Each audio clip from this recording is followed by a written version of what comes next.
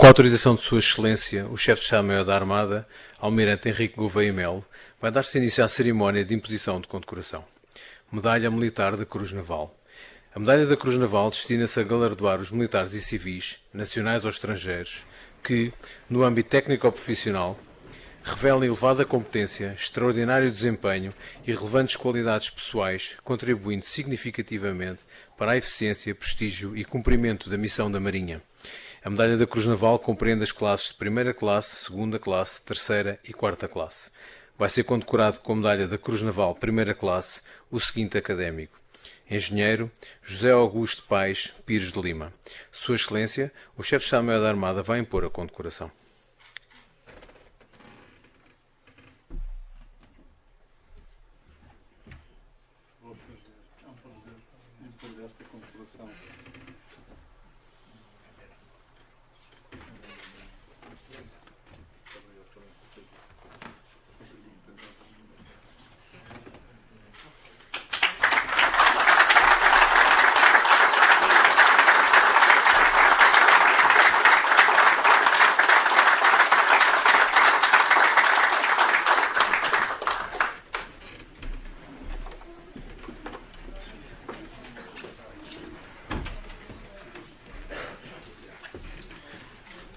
Está encerrada a cerimónia de imposição de condecoração.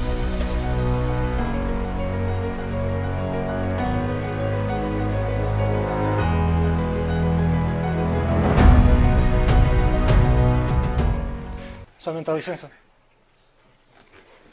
Com a autorização de Sua Excelência o Chefe do Estado-Maior da Armada, Almirante Henrique Gouveia Melo, o Presidente da Academia de Marinha, Almirante Francisco Vidal Abreu, declara aberta a sessão solene comemorativa do Dia da Marinha 2022. Vai usar a palavra o Presidente da Academia de Marinha. Boa tarde a todos. Sr. Almirante, Chefe do Estado-Maior da Armada e Autoridade Marítima Nacional, regressado há apenas 2 dias de Faro, onde esta Academia organizou um colóquio em conjunto com a Universidade do Algarve, também no âmbito das comemorações do Dia da Marinha, saúde de novo o Comandante da Marinha, desejando que o conteúdo presente na Diretiva Estratégica recentemente publicada venha a poder concretizar-se em todos os seus vetores. Embora o estatuto especial que a Academia de Marinha possui, como órgão cultural da Marinha, com independência cultural e académica, leve a que não figure explicitamente na mesma diretiva, pode Vossa Excelência crer que o espírito com que foi pensada será interiorizado e seguido em todo o aplicável e muito em especial na continuação do fortalecimento da cultura marítima, contribuindo para a proximidade dos portugueses à Marinha e ao mar. Na pessoa de Vossa Excelência, cumprimento todos os militares presentes. Saúdo também todos os académicos que hoje se juntaram a nós. Senhores convidados, e em especial os familiares e amigos do Sr. Engenheiro Pires de Lima, sejam todos bem-vindos. A sessão de hoje iniciou-se com o reconhecimento público do trabalho de uma vida dedicada à Marinha, a Portugal e ao mar. O Sr. Engenheiro Pires de Lima, como sócio fundador da Associação de Oficiais da Reserva Naval, honrou sobremaneira o lema desta associação: e bem serviram sem cuidar a recompensa. E assim sempre foi, com notável empenho, dedicação e mesmo amor à causa. A Marinha apenas não teve distraída e fez-se justiça. Durante os 2 mandatos anteriores, sempre a Academia de Marinha dedicou uma sessão às comemorações do Dia da Marinha na primeira terça-feira, após a realização das respectivas festividades. Pela importância do que se memora, é sempre uma sessão solene e apenas não se realizou em 2020, por à data não serem possíveis as manifestações culturais deste tipo. Porque se trata de um dia especial, tem havido o cuidado de escolher temas e oradores de reconhecida importância e prestígio. E foi assim que, em anos anteriores, se homenageou o vice-almirante Ferraz Sacchetti, 5º presidente desta Academia. O então comandante Sardinha Monteiro veio abordar de Westfália as guerras de 4ª geração. O professor Adriano Moreira refletiu sobre o mundo em armistício. O professor Teodoro de Matos apresentou-nos o livro por si coordenado sobre os fundadores da Academia de Marinha nos 50 anos da sua criação. E o então comandante da Escola Naval nos trouxe uma reflexão sobre sistemas de apoio à decisão. Diz-se que se faz a guerra na demanda da paz, mas a paz dos vencedores. Porque a guerra está de novo na Europa, ela entra-nos a toda a hora pela casa dentro. Só nos mostram a componente do hardware, mas os mais atentos sabem que a guerra cibernética está cada vez mais presente, mesmo quando se pensa que não é guerra, por tão disfarçada e insidiosa tal ela se apresenta. E a breve trecho será cada vez mais importante, pois passará a ser apoiada pela inteligência artificial.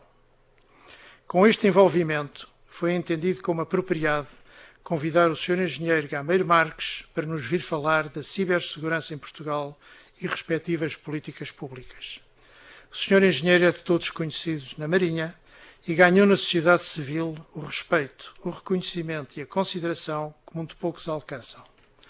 Com a humildade que só toca os grandes, impôs-se com toda a naturalidade, sendo igual a si próprio. Um competentíssimo líder que soube manter-se atualizado, acompanhando matérias de importância emergente, designadamente as com relevância na segurança nacional. Oficial da classe de Marinha especializada em comunicações, concluiu em 87 o mestrado em Electrical and Computer Engineering, que frequentou na Naval Postgraduate School em Monterey, na Califórnia. Depois de frequentar o Senior Course no Colégio de Defesa da NATO em Roma, de 2004 a 2007, foi o conselheiro militar de Marinha, da Marinha do embaixador de Portugal junto à Aliança Atlântica no quartel-general da NATO em Bruxelas, onde foi também o representante permanente de Portugal no NATO Consultation Command and Control Board. Promovido ao posto de contra-almirante em novembro de 2008, de janeiro de 2009 a junho de 2013, foi o Chief Information Officer da Marinha.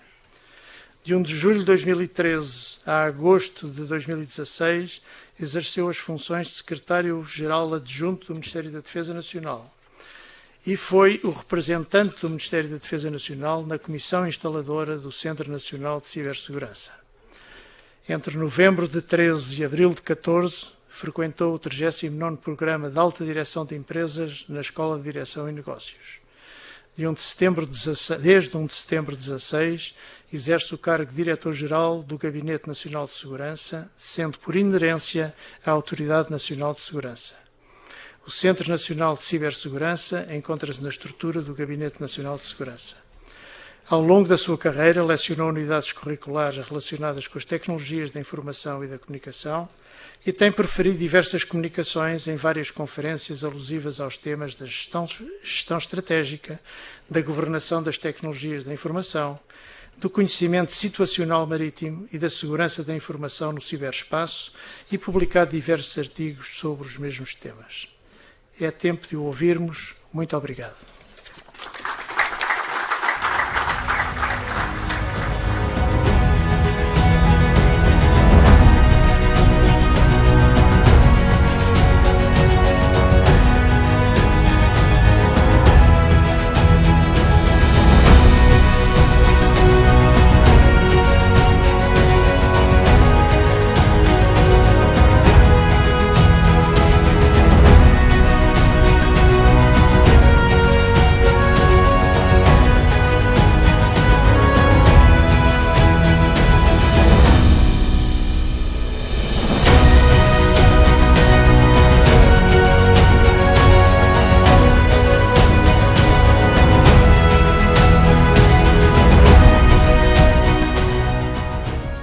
Vai dar-se início à comunicação Cibersegurança em Portugal e respectivas políticas públicas pelo Contra-Almirante António Gameiro Marques. Muito boa tarde, Sr. Almirante Sema, Sr. Presidente da Academia de Marinha, académicos, Srs. Almirantes, minhas senhoras e meus senhores. É com muita honra que recebi este convite para estar aqui hoje na Academia de Marinha numa sessão solene presidida por Sua Excelência, o Chefe de Estado-Maior da Armada, sobretudo numa sessão associada às comemorações do Dia da Marinha. É especialmente honroso para mim e é também um sinal muito importante que a Academia de Marinha, por via do Sr. Almirante Vidal Abreu, tenha escolhido um tema desta natureza para ser aqui apresentado hoje. De facto, nós vivemos em tempos onde dizer a verdade é cada vez mais um ato revolucionário. Diz Orson Welles, é atribuída esta frase a esse pensador, e eu diria que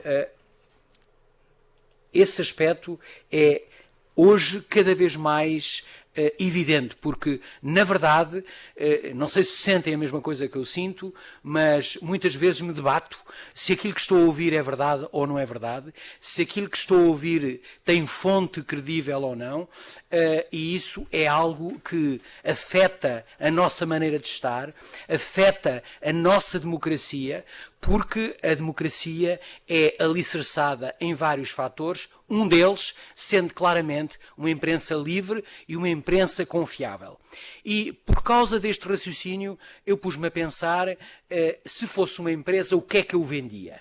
Se o Gabinete Nacional de Segurança e o Centro Nacional de Cibersegurança fossem uma empresa, qual era o nosso propósito? E o nosso propósito é este, é promover a confiança no atual sistema de comércio, na governança, enfim, nas áreas onde nós tocamos através dos diversos fatores, e esse fator da confiança, esse sentimento de confiança, foi com alguma surpresa, mas também agrado, que eu vi vertido num excelente artigo que eu gostaria que continuasse a ser mostrado, mas um artigo que foi publicado na Foreign Affairs de janeiro a fevereiro deste ano, em que o tema, o título, e se quiserem depois aceder ao artigo, o link fica na apresentação, se chama A World Without Trust. E o que é que devemos fazer num mundo que não suscita confiança? E não suscita confiança por várias razões. Ele é escrito por uma professora de Stanford, a senhora Jacqueline Schneider. Adorei ler o artigo. É o segundo da revista, tem 5 sobre este tema. Mas a senhora toca num tema que eu escolhi para a apresentação de hoje, que é: que teclas é que nós devemos tocar para suscitar essa confiança? E essa confiança é fundamental na medida em que, e isto são números que vão ser publicados muito em breve no relatório de riscos e conflitos do Observatório de Cibersegurança. Vejam, por exemplo, ali, como os número de incidentes registados no nosso Computer Emergency Response Team em Portugal, entre 15 e 21, como eles subiram a partir de 2019. O declive de 20 para 21 é um bocadinho mais atenuado, mas continuam a subir muito.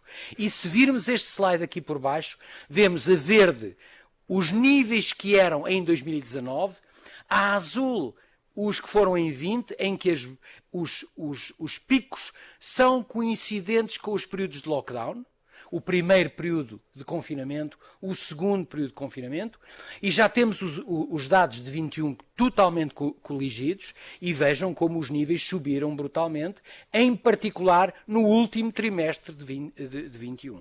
E se olharmos para a tipologia de ataques, as letras estão muito pequeninas, mas eu posso-vos dizer que aquele pico ali ocorre nos últimos 2 trimestres de 2021 e são de fraude. Fraude em MBWay. Não é que o MBWay seja... Eu próprio uso o MBWay regularmente, acho uma aplicação extraordinária, mas ela é palco e veículo de fraude. Veículo de, perdoem-me a expressão, conto do vigário. E as pessoas depois são levadas no conto do vigário e, aliás, deixem-me dizer-vos que por causa da polémica questão dos metadados, corremos o risco de muitos crimes que estavam na Unidade de Combate ao Cibercrime Tecnológico da Polícia Judiciária por via de fraude MBWay, poderem voltar a ser revisitados e poderem voltar, enfim, as fontes de prova poderem nem tão pouco serem utilizáveis. Do princípio de 22 até à data, temos tido um enorme, enfim, conjunto muito mediático e muito significativo de ataques grandes no nosso país. Estamos a falar da empresa, que começou logo no dia 2 de janeiro, a Vodafone, que de um dia para o outro deixou de providenciar serviços a 4,3 milhões de clientes. Temos o Grupo Sonai, temos o site do Parlamento foi atacado no dia das eleições, a Germano de Sousa, o Hospital Garcia da Horta e, na semana passada, a eletricidade dos Açores. E o que há de comum nestes ataques todos, sobretudo nestes aqui do lado direito, é que foram todos as a service. Ou seja, alguém comprou o ataque e esse cliente depois encomendou o ataque a alguém, que foi essa entidade que depois fez o ataque à Germano de Sousa, ao Garcia da Horta, à eletricidade dos Açores. E nisto tudo nós já começamos a ter uma vista global sobre os ataques, e uma das ideias força que emerge é a seguinte: é que não basta estar muito preparado para não sofrer o ataque. Ou seja, um bom condutor que tenha um carro seguro, que conduza sempre segundo o código da estrada, não está livre de, na estrada, sofrer um acidente. A diferença é que quem deste estava preparado recuperou num tempo finito, não perdeu informação.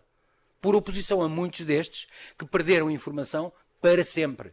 Mais ainda, alguns destes tiveram que ir buscar pessoas que já estavam na reforma para saberem fazer as coisas à velha maneira. Porque com o digital tinham perdido esse conhecimento. Agora transportem isto para a Marinha.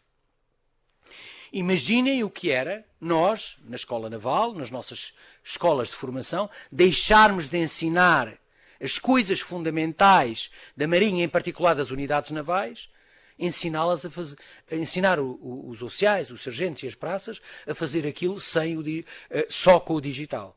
Como estaríamos à mercê, enfim, do imprevisto, daquilo que não controlamos. Quem se lembra da quantidade de acidentes que a 9ª Esquadra dos Estados Unidos da América, Esquadra do Pacífico, teve, se a memória não me traiçoou, em 2018, e se leu o relatório, ou parte do relatório foi publicado na revista Proceedings, lembrar-se-á quais eram, ou um dos fatores que esteve na gênese de todos aqueles ataques. Foi precisamente o deixar de ensinar coisas fundamentais a bordo dos navios da forma analógica. Poderão dizer alguns de vocês ao pensar, está bem, mas há atividades que sem o digital não existem, certo? É verdade. Mas esses têm que ter outra estratégia de resiliência. Agora, aqueles que sabiam fazer as coisas de forma analógica e deixaram de saber fazê-las, mesmo aquelas que são fundamentais para a sobrevivência da organização, aí é que estão a ir por caminhos difíceis, que provavelmente não terão retorno. E, portanto, essa leitura transversal a esses incidentes, acho que deve fazer-nos refletir e deve, em cada uma das organizações, fazer-nos pensar sobre aquilo que, efetivamente, devemos manter conhecimento sobre como fazer sem o digital. Será que não devemos continuar a ensinar e sei que continuamos a ensinar a saber a posição do navio sem o GPS, ou sem o Galileu, ou sem outra forma de posicionamento eletrónico? Só um exemplo entre muitos. E por isso, para restabelecer a confiança, para inculcar confiança na sociedade, e a confiança, enfim, tem várias componentes: a autenticidade, a transparência, a proximidade, a empatia. Nós, uma das teclas que temos que tocar é precisamente as políticas públicas. E as políticas públicas têm que existir e devem existir para focar as pessoas, para lhes dar previsibilidade. E também naquele Foreign Affairs de 2022, deste ano, há um artigo excelente sobre a relevância das políticas públicas no incremento da previsibilidade nos fatores, nos agentes económicos e nos cidadãos. E, portanto, que políticas públicas é que nós, em Portugal, temos na área da cibersegurança? A primeira é, claramente, a Estratégia Nacional de Segurança do Ciberespaço. Ela não é uma Estratégia Nacional de Ciberespaço, cibersegurança. Ela é uma estratégia nacional de segurança do ciberespaço. É numa lógica de teoria da estratégia, uma estratégia geral, de onde deriva ou podem derivar estratégias de ciberdefesa, de cibersegurança, de ciberdiplomacia e por aí fora. Ela tem esta visão, da qual eu relevava aquilo que está a negrito, ou seja, a componente de Estado de Direito Democrático, acompanhar a evolução digital da sociedade, portanto, esta componente inovadora, a proximidade com a academia, com as universidades é fundamental. O não deixar ninguém para trás, isto enfim começa a ser um lugar comum, mas é uma preocupação permanente nossa, e por isso é que nós temos pessoas nas nossas equipas que são da área das ciências humanas, sociólogos e psicólogos e especialistas em educação, para transformarem uma linguagem hermética, muitas vezes fechada, em algo que faça ressonância com os diversos tipos de sociedade, ou melhor, com os diversos níveis etários e culturais da sociedade, cientes que nos índices de digitalização, designadamente no DESI, é um índice de digitalização da União Europeia. Nós em 20 estávamos em 19º, em 21 passámos para 16º, esperamos que em 22 subamos mais alguns lugares, mas há um dos fatores que compõem este índice, que é precisamente a literacia digital da nossa sociedade, onde estamos muito abaixo. Muito abaixo. Ainda há bocado estava numa conferência da Associação Portuguesa de Imprensa e alguém dizia que na década de 70 tínhamos 25% de analfabetos literais. Este ano, enfim, em 2020 tínhamos quase 20% de pessoas que nunca tinham tido qualquer contacto com a internet ou com qualquer meio digital. 20% de 10 milhões ainda é muita gente. E, portanto, já estamos melhor, mas temos que investir muito na área da formação. E não somos só nós que temos que fazer. Instituições como a Marinha Portuguesa, que toca tanta gente e tem tão boas escolas a todos os níveis, se o fizer, está também a ajudar que a sociedade se transforme e fique melhor. A estratégia tem um conjunto de definições. Posso-vos dizer que foi não é imposição, mas uma vontade muito forte minha, porque há muitas pessoas que dizem que acham que cibersegurança é uma coisa, acham que a ciberdefesa é outra. Não.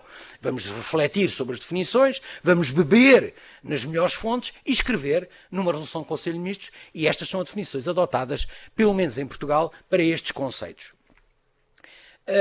Depois a estratégia, como qualquer estratégia, tem um conjunto de princípios e, sobretudo, um conjunto de objetivos estratégicos. O primeiro não podia deixar de ser o que está ali, maximizar a resiliência.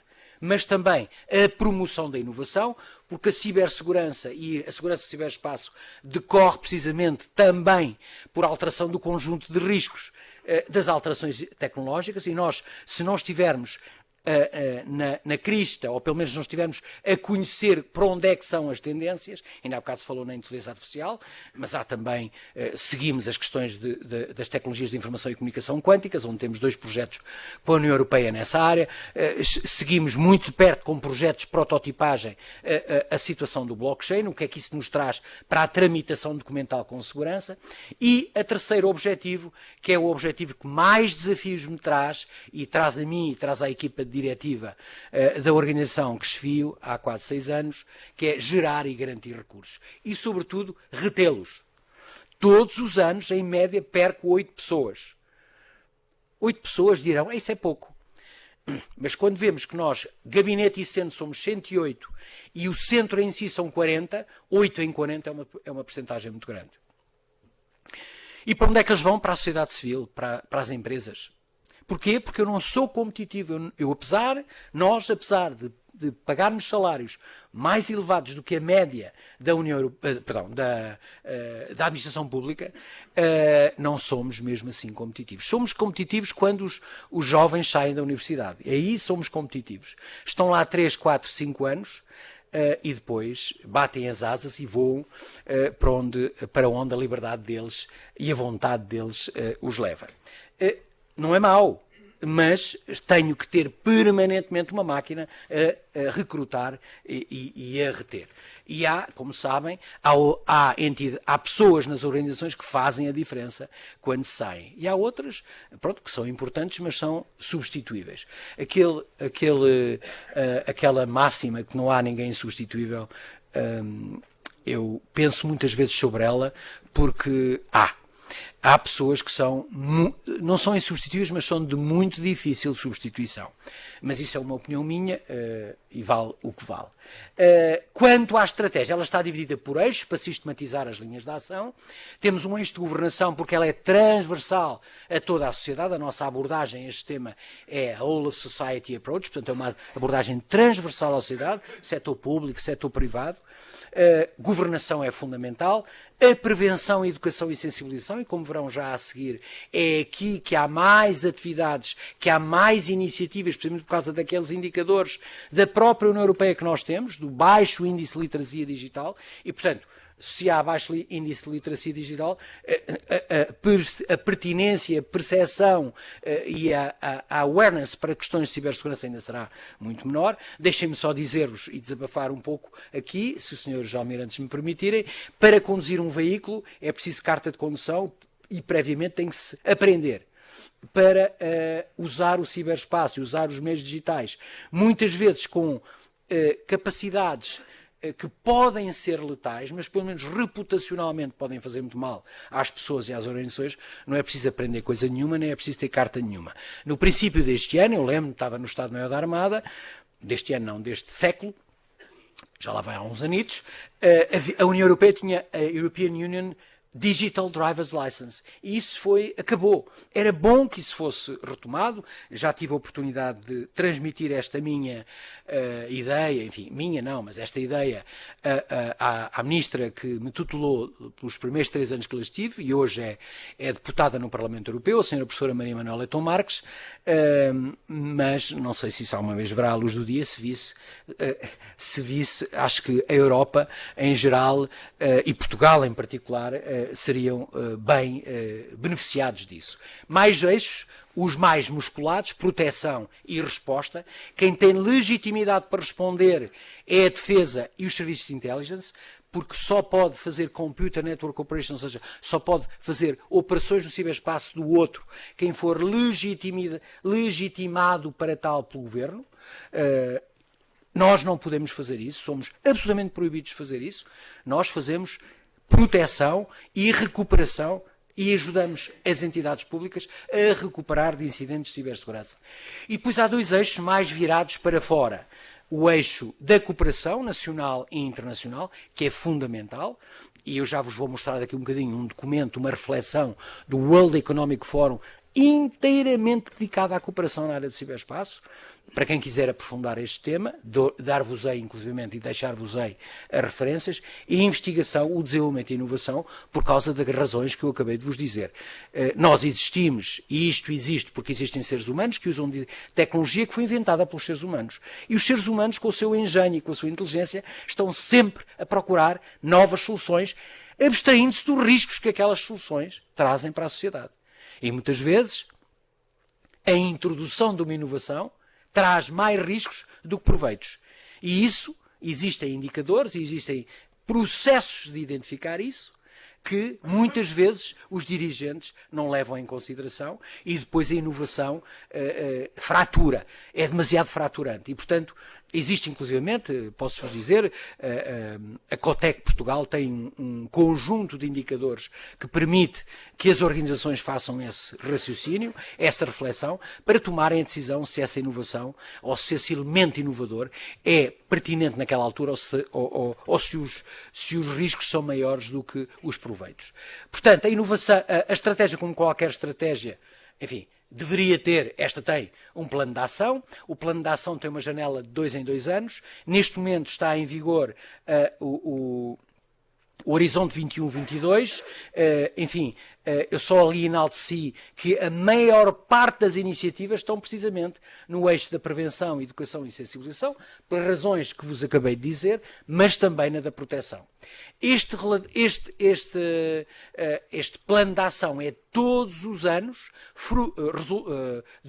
daqui decorre um relatório que entregamos todos os anos até 31 de março à Assembleia da República, para darmos conta daquilo que fizemos. O Centro coordena estas atividades, pertencendo às diversas entidades do Estado. Por exemplo, a Defesa Nacional, através do Estado-Maior-General das Forças Armadas, tem iniciativas que contribuem para o eixo 4, e para o eixo 3, e para o eixo 2, e elas também lá vão, e portanto todas as áreas do Estado contribuem, no fundo, para o plano de ação da estratégia.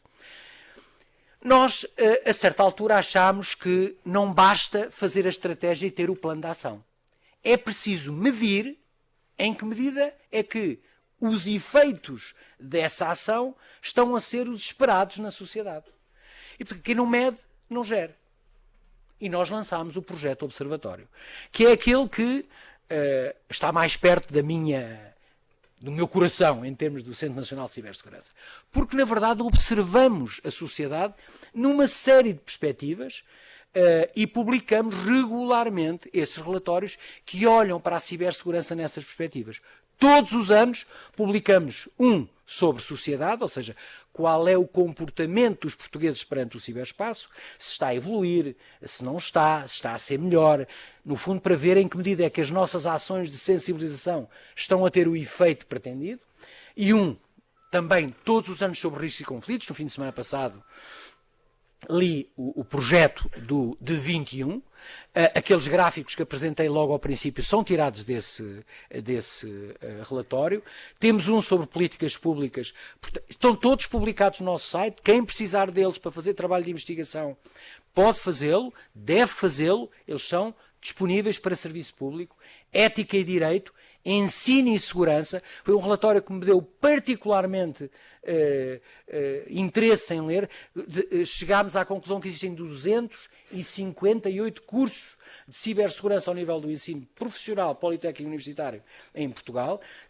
Está georreferenciado, veem onde é que eles existem. Há uma zona do interior do país onde não há cursos sobre esta temática, apesar de acederem à internet, apesar de usarem os meios digitais, e há um só curso, e isso para mim foi o mais preocupante, que trata de cibersegurança nos sistemas de controle industrial, que, se atacados, ficamos sem água, energia, transportes, que são aqueles que, na verdade, afetam a nossa vida no dia-a-dia.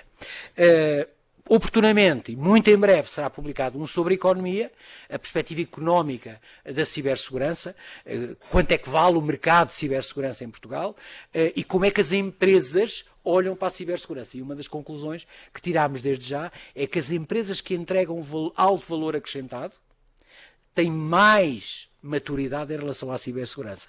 As outras não ligam nenhuma. Aliás, a que está mais baixo no ranking são as empresas pequenas de construção civil.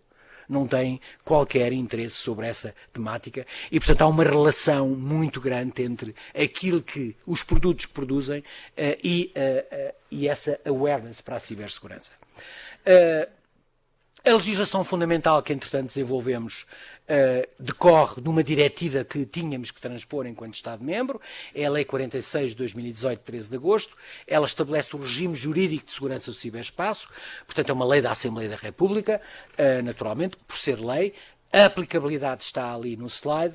Estão isentas as redes de sistemas de informação de comando e controle militares, embora nós recomendemos que eles também sigam aquelas boas práticas, e as redes e sistemas de informação que processam informação classificada, ou seja, o meu outro lado da casa está isento, mas eu considero que o ditado que se diz que casa de ferreiro, espeto de pau, não se deve aplicar na casa que dirijo, e portanto ali cumpre-se e tem que se cumprir, porque se não formos nós a medir e a fazer, como é que depois vamos exigir aos outros que o façam? É o velho princípio da liderança pelo exemplo, que aprendi na Escola Naval já há muitos anos e que até ter memória nunca me hei de esquecer. Depois há um outro, a legislação tem normas sobre governação.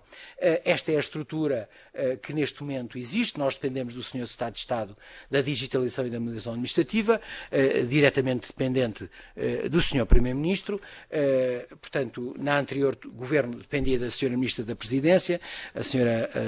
Doutora Mariana Vieira da Silva, e na área da governação o elemento mais importante é o Conselho Superior de Segurança do Ciberespaço, que tem uma composição bastante alargada, das quais eu destacaria deputados da Assembleia da República, representantes das duas regiões autónomas, e ali, a azul escuro, está a estrutura operacional deste Conselho, que é composto pelo Serviço de Informações, as Forças Armadas, a Polícia Judiciária e o Centro Nacional de Cibersegurança. E, portanto, este Conselho é ao nível estratégico, faz a ligação política, mas depois tem uma estrutura operacional e depois a estrutura tática, à boa maneira de sistematização das coisas que também nós temos na nossa cultura, é a Rede Nacional de CSIRTs. E a Rede Nacional de CSIRTs é uma rede composta por 56 entidades, a maioria delas são do setor privado, e ainda bem que são. Eles têm assento também no Conselho e é uma rede fundamental para a partilha de informação nesta área, desde os incidentes até aos paliativos para fazer face aos incidentes. Ela é viva, reúne-se todos os meses, porque e se reúne todos os meses é porque os membros sentem valor nessa existência, sentem valor nessa entidade. A legislação complementar foi publicada no ano passado, em julho, é um decreto-lei 65, no fundo regulamenta o regime jurídico de segurança do ciberespaço, estabelece requisitos mínimos de segurança, implementa um quadro nacional para a certificação em cibersegurança, mas como era muito denso, nós decidimos ir junto dos portugueses e ensinar, transmitir aos portugueses quais eram os requisitos, os portugueses que estavam envolvidos neste regime, o que é que eles tinham que fazer. E então fizemos um roadshow que começou no dia 14 de março e acabou em 27 de abril. Fizemos 74 ações de formação em todas as capitais de distrito de Portugal e tocámos 1.167 pessoas. Portanto, tivemos feedbacks muito interessantes, porque não é normal que uma entidade da administração pública vá a Bragança, vá a Vila Real, vá a Madeira, vá a todas as capitais de distrito e interaja com as pessoas que, em última instância, depois têm que responder perante nós por estes requisitos. Foi uma iniciativa que foi inédita, mas correu de tal maneira bem que agora pretendemos repeti-la para um nível acima destes senhores, porque também é preciso tocar os dirigentes destes senhores para os trazer para este assunto, na medida em que assuntos de cibersegurança não são assuntos tecnológicos. Decorrem da tecnologia, mas não são assuntos tecnológicos, são assuntos de nível de liderança, são assuntos que tocam todos os setores das entidades, sejam elas públicas ou privadas. Mas nós queremos ajudar mais e, portanto, desenvolvemos este quadro. Este quadro é um guia, é o como fazer. Fornece orientação, fornece exemplos, é um referencial para a cibersegurança, baseado na gestão do risco. Ele, mais uma vez, não é preciso pagar absolutamente nada para obter, é chegar lá, fazer o download e depois aplicá-lo, ou pedir a alguém para ajudar a aplicar, e porque achámos que era preciso um guia mais detalhado, desenvolvemos um roteiro que tem 5 etapas e é como se fosse navegar em águas restritas. Quais são os pontos de viragem, onde é que estão as referências e, portanto, a entidade, através deste guia e usando uma ferramenta que nós temos disponível, onde se faz uma autoavaliação, sabe em que nível dos 5 é que está e pode progredir para o seguinte e está lá escrito o que é que tem que fazer para progredir para o seguinte. Portanto, este é um trabalho que estamos permanentemente a fazer, volta e meia este guia é atualizado. Esta é a ferramenta, é muito fácil. O meu Chief Information Security Officer, que é uma senhora, uma engenheira, semestralmente corre esta ferramenta e diz à direção, fruto das alterações de pessoas ou de tecnologia, se alterarmos o nosso nível de risco, se alterarmos o nosso nível e a partir daí define-se o caminho para voltar ao nível seguinte ou para progredir para um nível mais elevado. Um dos aspectos muito promotores da confiança é a certificação. Se todos nós, da mesma maneira que quando compramos um eletrodoméstico, um veículo ou pneus para o nosso veículo, sabemos qual é o nível energético daquele equipamento, o que a União Europeia estabeleceu foi uma certificação de cibersegurança que vai dar 3 níveis. Quanto mais alto, mais forte, mais resiliente aquele equipamento ou aquele serviço é. Isso é um processo que está a decorrer.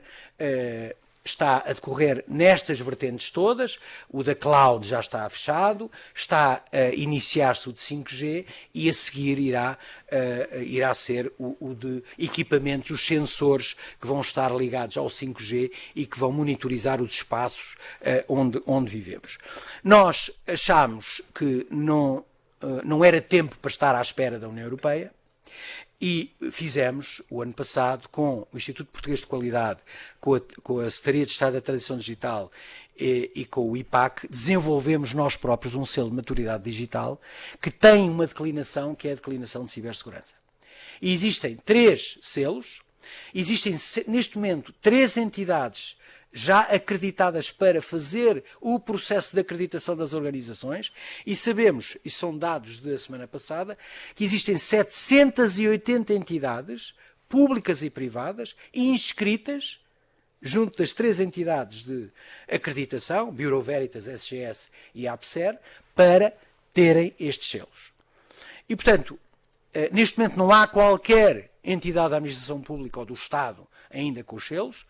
Posso-vos dizer que tenho isso no plano de atividades de 2022, porque também quero dar o exemplo, mas quem sabe se esta grande organização, liderada pelo Sr. Almirante Gouveia Melo, não será o que me encheria de orgulho enquanto oficial de Marinha, mas, enfim, Sr. Almirante Sema, Sr. Almirante Vidal Abreu, perdoe-me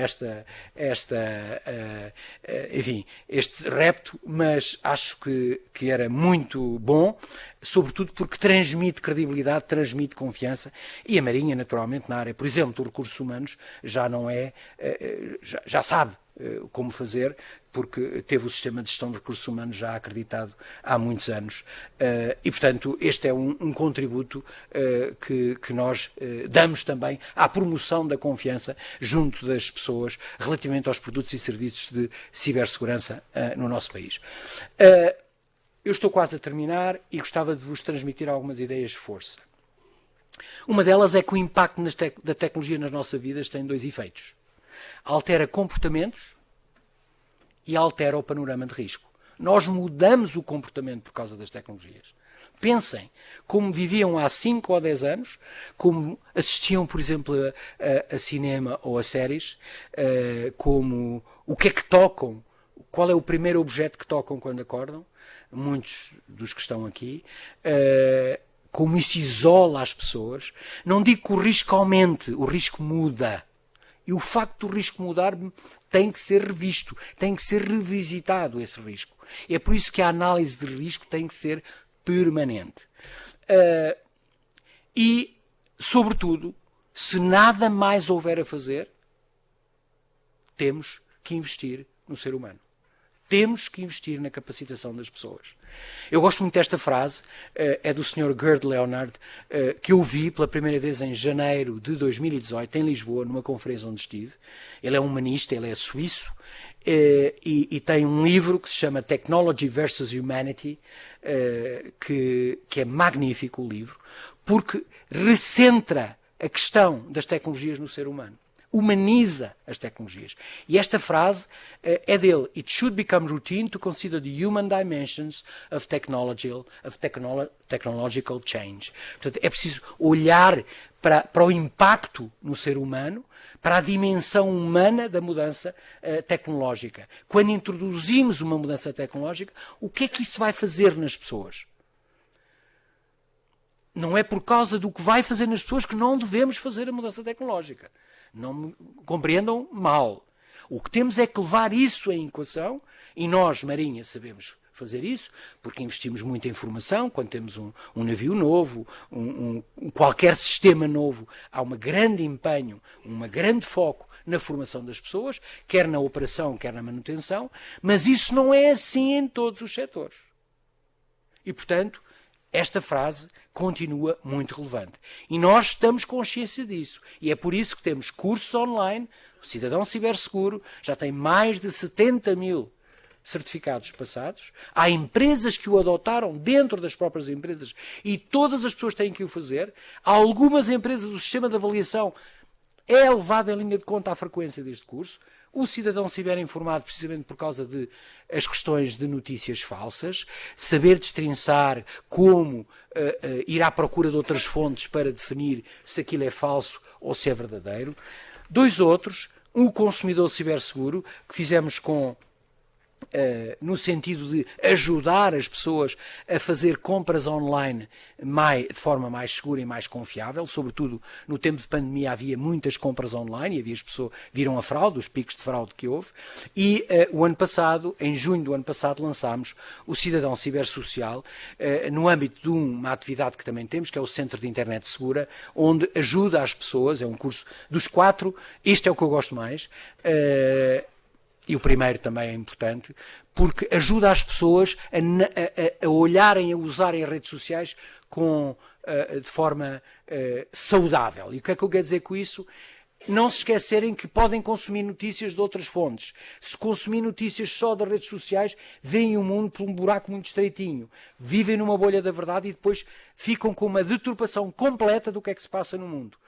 E é o que este curso, que é muito agradável de fazer, tem vídeos pequeninos, este e os outros, mas este em particular, portanto, são todos free, não precisam de pagar, é só inscreverem-se na plataforma Now e fazerem-nos à medida da vossa própria velocidade e disponibilidade. Para a formação, publicámos há 2 semanas um referencial de competências em cibersegurança.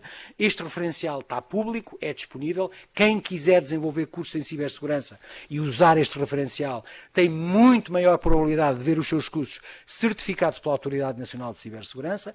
Ele foi desenvolvido usando 2 excelentes referências nesta área, uma de Singapura e outra norte-americana, que é a NICE, e portanto está aqui disponível para todas as pessoas usarem, quem a quiser usar. E este vai ser o nosso referencial precisamente para certificar cursos que possam vir a ser desenvolvidos na sociedade.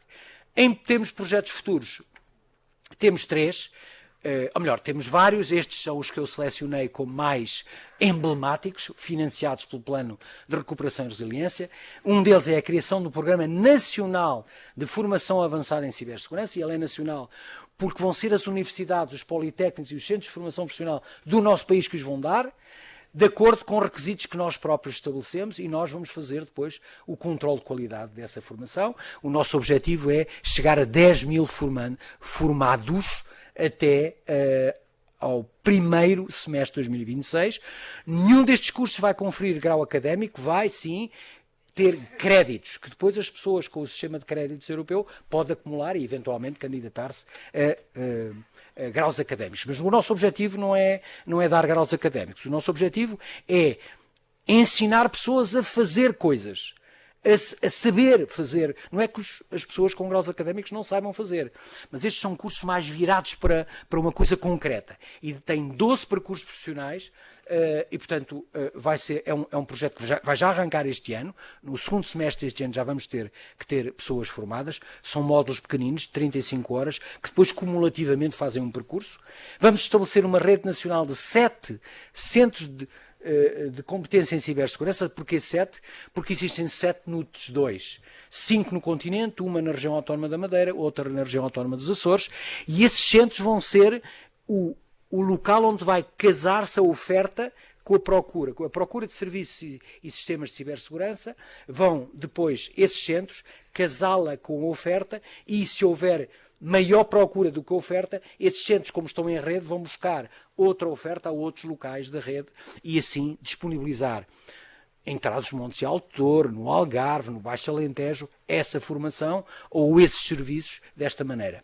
E depois, a promoção de um processo exaustivo de certificação em cibersegurança para PMEs. Temos verbas no PRR que vão financiar as empresas para elas próprias se certificarem de acordo com aqueles selos, ou mesmo, no futuro, com esquemas de certificação que a própria União Europeia venha a desenvolver no âmbito daquele projeto que vos falei.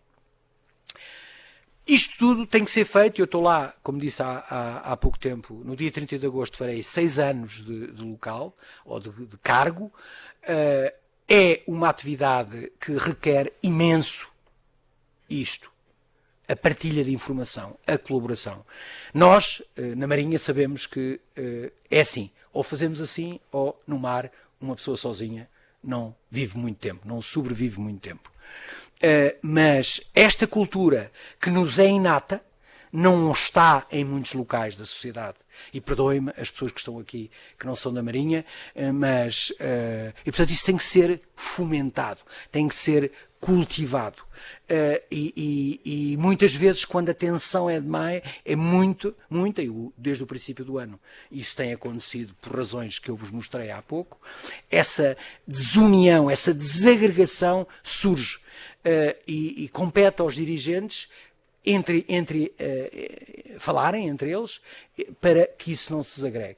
O World Economic Forum escreveu um documento sobre isso e disse muito simplesmente que porque é que é importante partilhar informação de cibersegurança?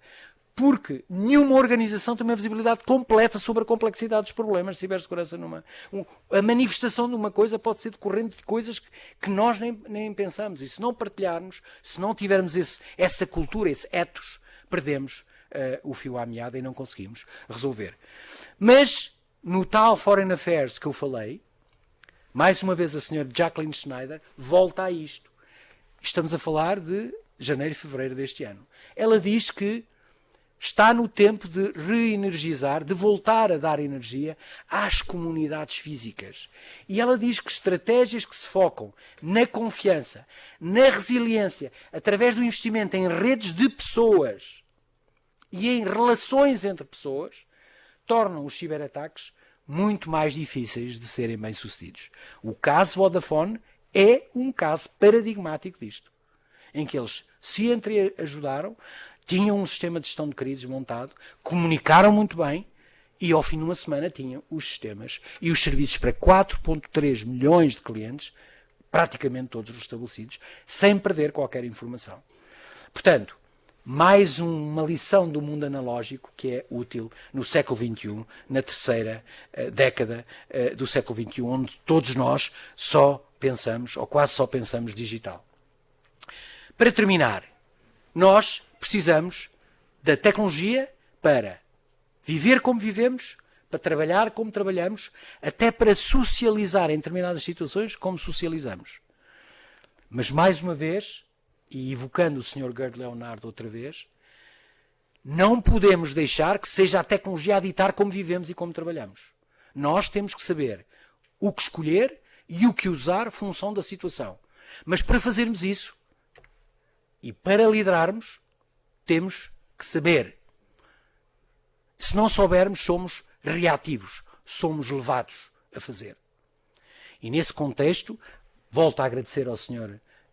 Almirante Vidal Abreu por ter selecionado este tema para o dia de hoje e aproveito, terminando, para vos convidar a estarem na nossa conferência C10 2022, vai ser a 8ª edição.